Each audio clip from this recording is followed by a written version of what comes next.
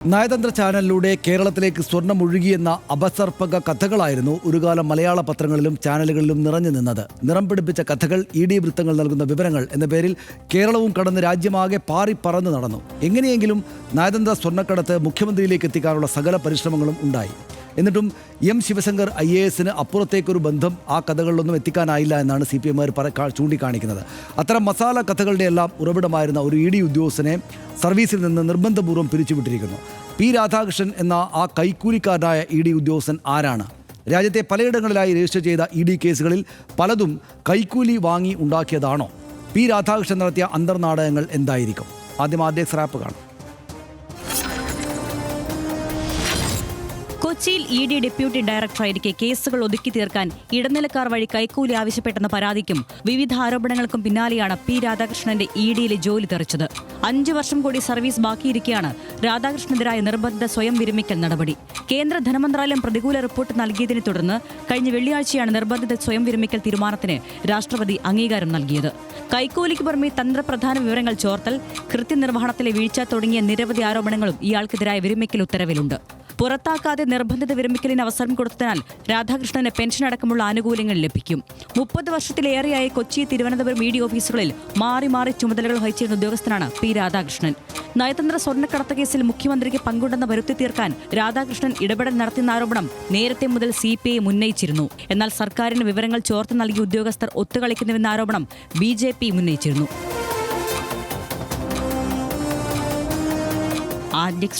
News Malayalam.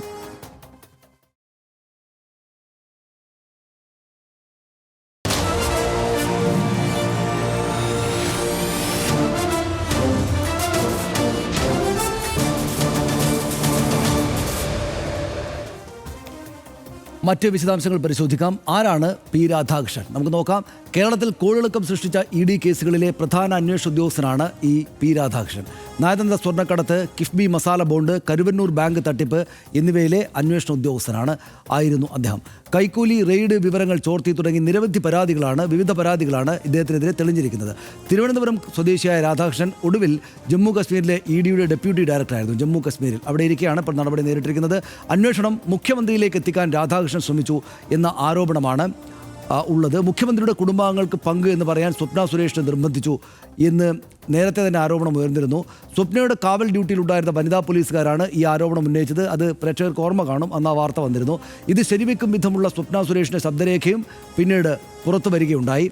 അന്വേഷണ ഉദ്യോഗസ്ഥർ ഇതേ ആവശ്യം ഉന്നയിച്ചെന്ന് മറ്റൊരു പ്രതി സന്ദീപ് നായരും ഇയാൾക്കെതിരെ വെളിപ്പെടുത്തൽ നടത്തിയിരുന്നു. മുഖ്യമന്ത്രിയുടെ മുൻ പ്രിൻസിപ്പൽ സെക്രട്ടറി ശിവശങ്കറിൽ അന്വേഷണം എത്തുകയും നിന്നിരുന്നു.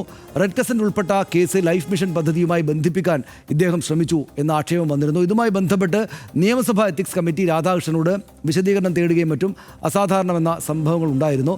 നയതന്ത്ര സ്വർണ്ണക്കടത്തിൽ കുറ്റപത്രം സമർപ്പിച്ചതിന് പിന്നാലെ ചെന്നൈയിലേക്ക് സ്ഥാനക്കയറ്റത്തോടെയാണ് അദ്ദേഹം പോയത്. ചെന്നൈയിലേക്ക് മാറ്റത്തിനെതിരെ സെൻട്രൽ അഡ്മിനിസ്ട്രേറ്റീവ് ട്രിബ്യൂണലിനെ രാധാകൃഷ്ണൻ ആ കാലത്ത് സമീപിച്ചതായിട്ടുള്ള വാർത്തകൾ നമ്മുടെ ശ്രദ്ധയിൽപ്പെട്ടിരുന്നു.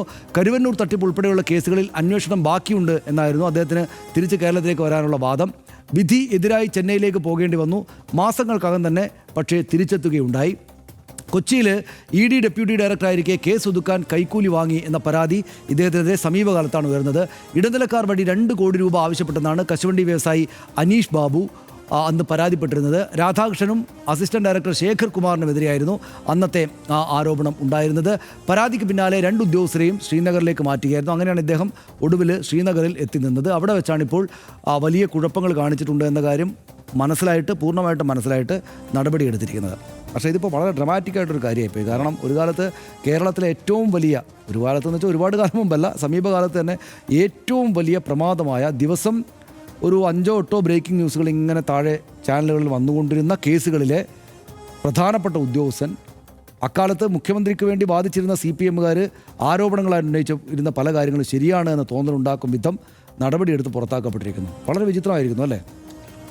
ഇത് വിചിത്രമായ ഒരു മനോനിലയുള്ള ഉദ്യോഗസ്ഥനായി തന്നെയാണ് എനിക്ക് തോന്നുന്നത്. അദ്ദേഹം കൈകാര്യം ചെയ്ത കേസുകളിൽ അതുമായി ബന്ധപ്പെട്ട് അദ്ദേഹം ഉണ്ടാക്കിയ അപസർപ്പക കഥകളെല്ലാം നമ്മൾ പരിശോധിക്കുമ്പോൾ ആ നിലയ്ക്ക് തന്നെ വേണം കണക്കാക്കാൻ. അതായത് പണ്ട് ബാറ്റൻ ബോസിനെ ഓർമ്മയുണ്ടോ? അദ്ദേഹം കാർപ്പാത്തിയൻ മലനിരകൾ കണ്ടിട്ടില്ല, പക്ഷേ കാർപ്പാത്തിയൻ മലനിരകളെക്കുറിച്ചും അവിടെ നിന്നുള്ള കാര്യങ്ങളെക്കുറിച്ചുമൊക്കെ അതിഗംഭീരമായ ഭാവനയോടെ ഗംഭീരമായ കഥകൾ, ഗംഭീര നോവലിസ്റ്റാണ് അദ്ദേഹം. നോവലുകൾ എഴുതുമായിരുന്നു. ഒരിക്കൽ പോലും കണ്ടിട്ടില്ലാത്ത ആ ഭൂപ്രദേശത്തെക്കുറിച്ച് അദ്ദേഹം നിരന്തരം ജീവിച്ചു പോകുന്ന ഒരു പ്രദേശത്തെ പോലെ അദ്ദേഹം എഴുതുമായിരുന്നു. ഇദ്ദേഹം ഈ പാമ്പാടിയിൽ ഇരുന്നിട്ട് മൂപ്പർ കാർപ്പാത്തിയൻ മലനിരകൾ പാമ്പാടിയിൽ ഇരുന്നിട്ട് കാർപ്പാത്തിയൻ മലനിരകളെ കുറിച്ച് എഴുതും. അതുപോലെയായിരുന്നു ഇദ്ദേഹത്തിൻ്റെ പരിപാടികൾ പലതും എന്ന് പറയാതിരിക്കാൻ നിവൃത്തിയില്ല. അതിന് കാരണം ഇപ്പോൾ ഈ തിരുവനന്തപുരത്ത് നിന്ന്, അതായത് ഈ സ്വർണ്ണക്കടത്ത് കേസ് അന്വേഷിക്കുന്നു, അതിന് സമാന്തരമായി അതേ വ്യക്തികളൊക്കെ ഉൾപ്പെടുന്ന പല കേസുകളും വരുന്നു. ഇങ്ങനെയൊക്കെയുള്ള അന്വേഷണം നടക്കുമ്പോൾ ഒരു കേസ് അന്വേഷിക്കുന്നു. ഒരു കേസ് അന്വേഷണമല്ല, ഇത് അന്വേഷണത്തിൻ്റെ ഭാഗമായുള്ള പരിശോധനയിൽ ഒരു ലോക്കറിൽ നിന്ന്, അതായത് നമ്മുടെ സ്വർണ്ണക്കടത്ത് കേസിലെ പ്രതിയായ സ്ത്രീ ഉണ്ടല്ലോ, അവരുടെ ലോക്കറിൽ നിന്ന് സ്വർണവും പണവും കണ്ടെത്തുന്നു. ഈ സ്വർണവും പണവും ഇവർ ഈ സ്വർണ്ണക്കടത്ത് കേസിൽ നിന്ന് സമ്പാദിച്ചതാണ് എന്ന മട്ടിൽ ഈ അന്വേഷണത്തിൻ്റെ ഭാഗമായി സ്ഥാപിക്കപ്പെടുന്നു. ഇപ്പുറത്ത് നമ്മുടെ ശിവശങ്കറിനെ മറ്റൊരു കേസിൽ പിടികൂടുകയാണ്. മുഖ്യമന്ത്രിയുടെ പ്രിൻസിപ്പൽ സെക്രട്ടറി, അദ്ദേഹത്തിനെതിരെ അന്വേഷണം നടക്കുന്നു. അദ്ദേഹം അഴിമതിയിലൂടെ സമ്പാദിച്ച പണം തന്നെയാണ് ഇത് എന്ന് വേറൊരു കേസ് ഉണ്ടാകുന്നു. ഇങ്ങനെ രണ്ട് കേസ്, ഒരേ തൊണ്ടി മുതൽ വെച്ച് രണ്ട് കേസിൽ തൊണ്ടി മുതൽ എഴുതിയ ഉദ്യോഗസ്ഥനാണ് ഈ കക്ഷി.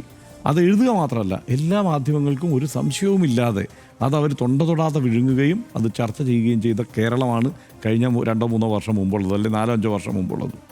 ഇത് വാസ്തവമാണല്ലോ. അപ്പോൾ അങ്ങനെ ആ ഒരു വിഷയത്തിൽ മാത്രമല്ല സനീഷേ, അതല്ലാതെ ഈ ഒപ്പിച്ചെടുത്ത കഥകൾ എന്തൊക്കെയാണെന്ന് ആലോചിച്ച് നോക്ക്. ബിരിയാണി ചൊമ്പിൽ സ്വർണം കൊണ്ടുപോയി, അതുപോലെ ഈന്തപ്പഴത്തിൻ്റെ കുരുവായിട്ട് സ്വർണം കൊണ്ടുവന്നു, ഈ ഖുർആൻ അകത്ത് വെച്ച് സ്വർണം കൊണ്ടുവന്നു എന്നൊക്കെ പറഞ്ഞ് ഇദ്ദേഹം വായിച്ചിട്ടുള്ള പുസ്തകങ്ങൾ എനിക്ക് ന്യായമായ സംശയമുണ്ട്. ഇദ്ദേഹത്തിൻ്റെ കൗമാരകാലത്ത് വായിച്ച പല പുസ്തകങ്ങളിലെയും കഥകൾ അദ്ദേഹം പകർത്തി എഴുതിയിട്ടാണ് അന്നത്തെ പല കേസുകളിലും അദ്ദേഹം തുമ്പുണ്ടാക്കാൻ ശ്രമിച്ചുകൊണ്ടിരുന്നത്. അതുകൊണ്ടാണ് അതൊക്കെ എങ്ങും എത്താതെ പോയത്. ഈ കേസുകളൊക്കെ എങ്ങെത്തി എന്നുള്ളത് നമുക്കറിയാമല്ലോ. എങ്ങും എത്തിയില്ല. ആ മട്ടിലാണ്. എങ്ങും എത്തിയില്ല എന്ന് വെച്ച് കഴിഞ്ഞാൽ അതിൽ ഈ പറഞ്ഞ പോലെ കഴമ്പില്ലാത്ത കേസുകൾ എന്ന മട്ടിലേക്ക് തന്നെ അത് മാറി. അപ്പം വലിയ വെണ്ടയ്ക്ക നിരത്തി മലയാളത്തിലെ പ്രധാനപ്പെട്ട മാധ്യമങ്ങളൊക്കെ എഴുതിയ കാറ്റാടിപ്പാടം അടക്കമുണ്ടല്ലോ, ശിവശങ്കറിൻ്റെ തമിഴ്നാട്ടിലെ കാറ്റാടിപ്പാടം, അതും ആര് കണ്ടെത്തിയതാ? അത് ഇദ്ദേഹത്തിൻ്റെ ഭാവന. അദ്ദേഹം പാമ്പാടി അല്ലെങ്കിൽ കളമശ്ശേരിയിൽ ഇരുന്ന് കണ്ടെത്തിയ അതെ, അദ്ദേഹം ഈ പറഞ്ഞതുപോലെ ഈ പാമ്പാടിയിൽ ഇരുന്ന് കാർപ്പാത്തിയൻ മലനിരകളെ കുറിച്ച് എഴുതിയതുപോലെ ഇദ്ദേഹം കളമശ്ശേരിയിൽ ഇരുന്നിട്ട് അവിടെ ഈ തമിഴ്നാട്ടിലെ കാറ്റാടിപ്പാടങ്ങളെ കുറിച്ച് എഴുതി. അത് ഇവിടുത്തെ മാധ്യമങ്ങളെല്ലാം ആ വെണ്ടയ്ക്ക നിരത്തി. അത് ആ അക്കാലത്ത് ഏറ്റവും കൂടുതൽ ഉപയോഗിച്ച ഒറ്റ ബ്ലോക്ക് കുരുക്കിൽ എന്നതായിരുന്നു. പേര് മാറും, കുരുക്കിൽ എന്ന ബ്ലോക്ക് അത് കുരുക്കൽ. അത് ഈ മനോരമയെക്കുറിച്ചും ദേശാഭിമാനിയെക്കുറിച്ചും നിലനിൽക്കുന്ന ഒരു കഥയുണ്ടല്ലോ. മനോരമയ്ക്ക് പണ്ടത്തെ അച്ചാണല്ലോ, അച്ചിൻ്റെ മനോരമയ്ക്ക് എന്താണെന്ന് വെച്ച് കഴിഞ്ഞാൽ CITU എന്നൊരു വാക്ക് ഇല്ല, CITU ഗുണ്ട എന്നേ ഉള്ളൂ എന്ന് പറയും. അതുപോലെ തന്നെ ദേശാഭിമാനിയിലാണെങ്കിൽ RSS ഗുണ്ട എന്നേ ഉള്ളൂ. RSS പ്രവർത്തകനൊന്നുമില്ല, വെറും ഗുണ്ട എന്ന് ഇല്ല, RSS ഗുണ്ട. അതുപോലെ തന്നെ CITU ഗുണ്ട മനോരമയ്ക്ക്. ആ മട്ടിലാണ് യഥാർത്ഥത്തിൽ ഈ കുരുക്ക് ആ കാലത്തുണ്ടായിരുന്നത്. എല്ലാം കുരുക്ക്, എല്ലാവർക്കും കുരുക്ക്, കംപ്ലീറ്റ് കുരുക്ക്. അപ്പോൾ ഇപ്പോൾ ആ കുരുക്ക് ഇപ്പോൾ എന്താണെന്ന് വെച്ച് കഴിഞ്ഞാൽ ഇപ്പോൾ മാധ്യമങ്ങൾ നമ്മൾ ശ്രദ്ധിക്കുമ്പോൾ ഏറ്റവും വലിയ കൗതുകം എന്താണെന്ന് വെച്ച് കഴിഞ്ഞാൽ അതിനെ ഒരു സ്വയം ട്രോൾ ചെയ്യുന്ന മട്ടിൽ അല്ലാതെ വരുന്ന വാർത്തകൾക്കും അവർ കുരുക്ക് എടുത്ത് കൊടുത്തു തുടങ്ങി എന്നുള്ളതാണ്. അപ്പോൾ ആ മട്ടിൽ കുരുക്ക് ഉപയോഗിക്കപ്പെട്ട ഒരു കാലത്തിൻ്റെ സ്രഷ്ടാവാണ് ഈ P. രാധാകൃഷ്ണൻ എന്ന് പറയുന്ന കക്ഷി. ഒരു കാലത്തിൻ്റെ ബാറ്റൺ ബോസ് ആയിരുന്ന കക്ഷിയാണ് P. രാധാകൃഷ്ണൻ. അദ്ദേഹത്തെ പറഞ്ഞു വിട്ടിരിക്കുകയാണ്. അദ്ദേഹത്തിന് 5 വർഷം സർവീസ് ബാക്കി ഉണ്ടായിരുന്നപ്പോൾ അദ്ദേഹത്തെ പറഞ്ഞു വിട്ടിരിക്കുന്നത് അദ്ദേഹം കൈക്കൂലിക്കാരനാണ് എന്ന് ഇഡിക്ക് സംശയമുണ്ട് എന്നേ നമുക്കിപ്പോൾ പറയാൻ പറ്റൂ. കാരണം നിർബന്ധിത വിരമിക്കൽ പറഞ്ഞു വിട്ടിരിക്കുകയാണ്.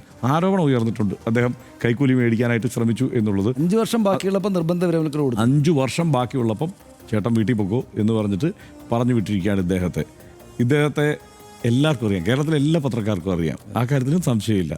എൻഫോഴ്സ്മെൻറ്റ് ഡയറക്ടറേറ്റിൽ, എനിക്ക് എൻഫോഴ്സ്മെൻറ്റ് ഡയറക്ടറേറ്റിൽ അങ്ങനെ ഭയങ്കരമായ സോഴ്സുള്ള മനുഷ്യനൊന്നുമല്ല. അവിടെയുള്ള ആളുകളെ എല്ലാവരെയും അറിയില്ല, എല്ലാ ജേർണലിസ്റ്റുകൾക്കും അപ്പം നമ്മുടെ അത് ബീറ്റ് നോക്കുന്നവർക്കൊക്കെ നന്നായിട്ട് അറിയായിരിക്കും. ഇദ്ദേഹത്തെ പക്ഷേ കേരളത്തിലെ എല്ലാ ജേർണലിസ്റ്റുകൾക്കും അറിയാം രാധാകൃഷ്ണനെ.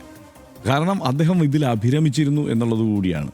അപ്പോൾ ഇത് ഇദ്ദേഹത്തിൻ്റെ കാര്യത്തിൽ മാത്രമല്ല നമുക്ക് പറയാനുള്ളത് സനീഷ്. എൻഫോഴ്സ്മെൻറ്റ് ഡയറക്ടറേറ്റ് ആത്യന്തികമായി എങ്ങനെയാണ് പ്രവർത്തിക്കുന്നത്, ഈ ഒരു ഉദ്യോഗസ്ഥൻ എന്ന നിലയ്ക്ക് മാത്രം നമുക്ക് പറഞ്ഞു നിൽക്കേണ്ടതില്ല. നമ്മളിങ്ങനെ വെറുതെ ഇങ്ങനെ സെർച്ച് ചെയ്ത് കഴിഞ്ഞാൽ ഈ നിലയ്ക്ക് ഈ അഴിമതി കേസുകളിൽ ഉൾപ്പെട്ടിരിക്കുന്ന എൻഫോഴ്സ്മെൻറ്റ് ഡയറക്ടറേറ്റ് ഉദ്യോഗസ്ഥരുടെ എണ്ണം എടുത്തു കഴിഞ്ഞാൽ ലിസ്റ്റായിട്ട് ഇങ്ങ് വരും. ലിസ്റ്റായിട്ട് വരും. അതെന്തുകൊണ്ടാണ് ഇത് പലപ്പോഴും ഭരണകൂട ഉപകരണമായി പ്രവർത്തിക്കുന്ന ഒരു ഏജൻസി എന്നുള്ള ആരോപണം നേരിടുന്നു. ആ മട്ടിൽ തന്നെ അങ്ങനെ പ്രവർത്തിക്കുന്ന ഒരു ഏജൻസി ആകുമ്പോൾ അവിടെ ധാരാളം അഴിമതിക്കുള്ള സാധ്യതകൾ തെളിയുന്നുണ്ട്. പ്രതിപക്ഷ കക്ഷികൾക്കെതിരെ മാത്രം, പ്രതിപക്ഷ നേതാക്കന്മാർക്കെതിരെ മാത്രം നിരന്തരം കേസെടുക്കുന്ന ഒരു ഏജൻസി കൂടിയാണ് എന്നുള്ളത് വെറും ആരോപണമല്ല, തെളിവ് സഹിതം നമുക്ക് പറയാവുന്നതാണ്. ഇലക്ട്രൽ ബോണ്ട് കാലത്ത് ആ ആരോപണത്തിൽ ഒരു ആരോപണ വിധേയമായ ഏജൻസിയിൽ ഒന്നാണ് എൻഫോഴ്സ്മെൻറ്റ് ഡയറക്ടറേറ്റ്. അപ്പോൾ ഈ രീതിയിലൊക്കെ പണിയെടുക്കുന്ന ഒരു ഏജൻസിയിൽ പണിയെടുക്കുന്ന ഉദ്യോഗസ്ഥനെ സംബന്ധിച്ചിടത്തോളം ഈ പറഞ്ഞ ചക്രക്കുടത്തിൽ കൈയിടുമ്പോൾ നക്കാൻ തോന്നുന്ന മട്ടിൽ നക്കിക്കൊണ്ടിരുന്ന ആൾ മാത്രമല്ല, ഇയാൾ ഭാവനാസമ്പന്നമായി ആ നക്കാനുള്ള സാധ്യത തേടിക്കൊണ്ടിരുന്ന ഉദ്യോഗസ്ഥനാണ് പി രാധാകൃഷ്ണൻ. അദ്ദേഹത്തിന് ഇങ്ങനെ ഒരു ഗതി വന്നതിൽ എന്തായാലും നമുക്ക് എന്താണ് സന്തോഷിക്കണോ അതോ സങ്കടപ്പെടണം എന്നാണ് ഞാൻ പറയാം. എന്താണെന്ന് വെച്ചാൽ അത് ഇതുകൊണ്ട് മാത്രമല്ല, അദ്ദേഹത്തിന് 5 വർഷം മുമ്പേ നിങ്ങൾ പണിയെടുത്ത് വീട്ടിൽ പോയിക്കോ എന്ന് പറയുമ്പോൾ അദ്ദേഹം തിരുവനന്തപുരത്തേക്ക് വന്നിട്ട് വല്ല യൂട്യൂബ് ചാനലും തുടങ്ങും എന്നാണ് എൻ്റെ പേടി. അപ്പോൾ സംഭ്രമജനകമായ കഥകൾ അതൊരു പ്രശ്നമാണ്. ഈ പറഞ്ഞതുപോലെ വല്ല ഒരു റോസ് ഷർട്ടും എടുത്തിട്ട് ഒരു മേശപ്പുറത്ത് കയറി കഥ പറഞ്ഞു തുടങ്ങി നമ്മൾ ചുറ്റിപ്പോ.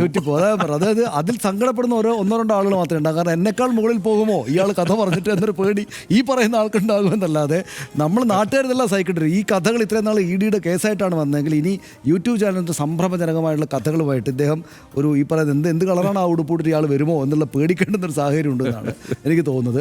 ഇതിനകത്ത് സീരിയസ് ആയിട്ടുള്ളൊരു കാര്യം ഹർഷ, അതായത് അത് മാത്രം പറഞ്ഞാൽ അങ്ങ് വെക്കാം. അതായത് ഈന്തപ്പഴം, കൈതോലപ്പായ, ഇങ്ങനെ ഒരുപാട് സ്ഥലത്തൂടെ സ്വർണ്ണം കടത്തി, ബിരിയാണി ചെമ്പ് എന്നൊക്കെ വന്നല്ലോ. അതിനകത്ത് ഏറ്റവും ദുഷ്ടമായിട്ടുള്ള സംഗതിയായിരുന്നു ഖുറാൻ വഴി കടത്തി എന്നുള്ളത്.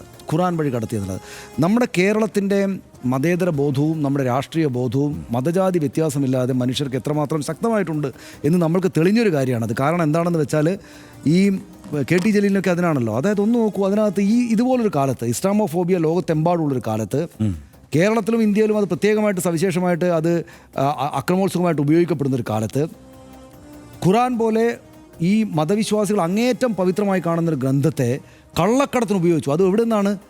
ഈ മതം പരമപ്രധാനമായിട്ടൊരു രാജ്യത്ത് നിന്ന് ഇങ്ങോട്ടേക്ക് കടത്താൻ വേണ്ടിയിട്ട് മോശമായിട്ട് ഉപയോഗിച്ചു എന്ന അങ്ങേയറ്റം ഹിംസാത്മകവും ഹർഷൻ നേരത്തെ പറഞ്ഞതുപോലെ ഈ രോഗാതുര മനസ്സിനകത്ത് നിന്ന് മാത്രം വരുന്നതായിട്ടുള്ളൊരു ക്രിയേറ്റീവ് കഥ ഇദ്ദേഹം എല്ലായിടത്തും പരത്തിയെന്നത് ചെറിയ കാര്യമല്ല. നമ്മുടെ നാട്ടിലെ BJP-ക്കാർ പോലും അത് ഏറ്റുപിടിച്ചില്ല. ഓർക്കണം, നമ്മുടെ നാട്ടിലെ ഹിന്ദുത്വവാദികളായിട്ടുള്ള രാഷ്ട്രീയക്കാർ പോലും അത് ഏറ്റുപിടിച്ചില്ല. അതാ ഞാൻ പറഞ്ഞത് നമ്മുടെ നാട്ടിലെ സവിശേഷത എന്നതുകൊണ്ടാണ് പിടിച്ചു നിന്നത് എന്ന്. ഈ KT ജലീലിനെ ഒരു തവണ കൊണ്ടുപോയിട്ട് ഇപ്പോൾ ഇതാ കുരുക്കിൽ എന്ന് പറഞ്ഞിട്ട് വലിയ വാർത്തകൾക്ക് ശേഷം കൊണ്ടുപോയി. ഒരു ചെറിയ തെളിവിൻ്റെ നൂലിഴ പോലും കിട്ടിയില്ല. മറ്റുദ്യോഗസ്ഥർ കൂടെ ഉണ്ടല്ലോ, നമ്മുടെ മാധ്യമപ്രവർത്തകർ മറ്റുള്ള ഉദ്യോഗസ്ഥരോട് സംസാരിക്കുന്ന ആളുകൾ പറഞ്ഞു ഒരു സംഗതിയുമില്ല അതിനകത്ത് നിന്നാണ്. അതായത് എന്നിട്ട് ആ കേസ് എവിടെ പോയി നമുക്കറിയാലോ. അപ്പോൾ ഈ നാട്ടിൽ കാലുഷ്യമുണ്ടാക്കുക എന്ന ഉദ്ദേശം കൂടെ ഇതുപോലുള്ള ആളുകൾ ഉണ്ടായി. ഒരു മലയാളത്തിലെ ഏക ദേശീയ പത്രത്തിന് 30 ദിവസം 1-ാം പേജിൽ തലക്കെട്ടടിക്കാൻ ഒറ്റ ബ്ലോക്ക് വെച്ച് പണി തീർക്കാൻ പറ്റി. ആ ഒരു സംഗതി ഉണ്ടായെന്ന് വെച്ചാൽ ഇനിയിപ്പോൾ അവരെല്ലാം ഔട്ടാക്കുന്ന വിധത്തിൽ ഇദ്ദേഹം കഥയായിട്ട് വരുമെന്ന് മാത്രമേ നോക്കേണ്ടുള്ളൂ. നമുക്കിത് അവസാനിപ്പിക്കാം. കേന്ദ്ര അന്വേഷണ ഏജൻസികളെ ഉപയോഗിച്ച് പ്രതിപക്ഷ സർക്കാരുകളെയും നേതാക്കളെയും വേട്ടയാടുന്ന ED എന്ന ആരോപണം ശരിവെക്കുന്നതാണ് രാധാകൃഷ്ണനെ പോലുള്ള ഉദ്യോഗസ്ഥരുടെ യാഥാർത്ഥ്യം പുറത്തു വരുമ്പോൾ വ്യക്തമാകുന്നത്. പക്ഷേ ഒറ്റ കാര്യം കൂടെ, അതായത് നമ്മളിതിങ്ങനെ പറയുമ്പോൾ എന്തുകൊണ്ട് നിങ്ങൾ മാധ്യമപ്രവർത്തകരെന്ന് ചോദിക്കുന്ന ആളുകളുണ്ടാവും. പക്ഷേ ഇതിന് തുടക്കകാലം മുതൽ ഇത് വഴിതെറ്റുന്ന സമയം തൊട്ട് ഞാനും കർഷകനും പറഞ്ഞിട്ടുണ്ട്. ഇത് കുഴപ്പമാണ്, ഇയാൾ നേരാൻ വേണ്ടതല്ല പോകുന്നത് നമ്മൾ പറഞ്ഞിട്ടുണ്ട്. 2014 മുതൽ ED രജിസ്റ്റർ ചെയ്ത 95% കേസുകളും പ്രതിപക്ഷ പാർട്ടികളിലെ നേതാക്കൾക്കെതിരെയായിരുന്നു. 2014-ലും 2024-ലും ഇടയ്ക്ക് പ്രതിപക്ഷ നേതാക്കൾക്കും ജനപ്രതിനിധികൾക്കുമെതിരെ 193-ലധികം കേസുകൾ ED രജിസ്റ്റർ ചെയ്തെങ്കിലും ആകെ ശിക്ഷ വിധിച്ചത് 2 കേസുകളിലാണ്. തെളിവുകളൊന്നുമില്ലാത്ത വേട്ടയാടലിന് അതിലും വലിയ തെളിവ് വേറെ ആവശ്യമില്ല. നയതന്ത്ര സ്വർണ്ണക്കടത്ത്, കിഫ്ബി മസാല ബോണ്ട് കേസ് എന്നിവയെല്ലാം അത്തരം നീക്കങ്ങളുടെ ഭാഗമായിരുന്നു എന്ന വിമർശനത്തെയും ഇപ്പോൾ തള്ളിക്കളയാനാകാത്ത സാഹചര്യത്തിലേക്ക് എത്തിച്ചിരിക്കുകയാണ് ഇപ്പോഴത്തെ ഈ സംഭവ വികാസങ്ങൾ. അടുത്ത വിഷയത്തിലേക്ക്